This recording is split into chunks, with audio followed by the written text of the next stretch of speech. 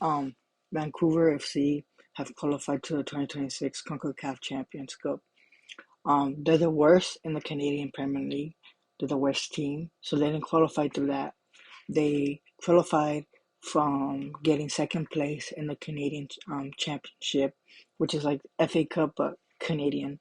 Um, um, the Canadian Championship has only one spot to the Concacaf Champions Cup. That's the winner.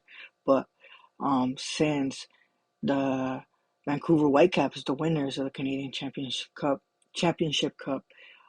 they got a spot through the MLS rankings, not rankings, through the MLS qualification, um, from being one of the top teams in the Western Conference of the MLS. So they made it through an MLS spot, which led an open spot for a Canadian team from the Canadian Championship to qualify, which they gave it to the second best team, which was obviously the team that made it to the final and got second, which was the Vancouver FC.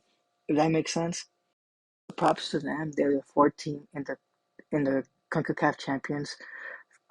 It's a record for the country. They have four Canadian teams being in the CONCACAF Champions Cup, with Vancouver Whitecaps making it through the MLS, the Vancouver FC making it through the Canadian Championship, and Forge and Atletico Ottawa making it through um, the Canadian Premier League, if I'm correct, or I think that's how they make it through.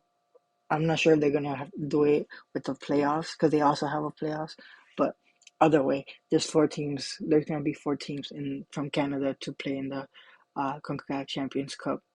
By the way, they lost 4-2, pretty decent. It was a rivalry game. For the very first time, Vancouver Whitecaps versus Vancouver FC. It was like a derby, city derby. Again, props to them for qualifying, and for all of Canada, congrats. Made it this far. You're watching this on TikTok or on Instagram, go subscribe to my YouTube channel.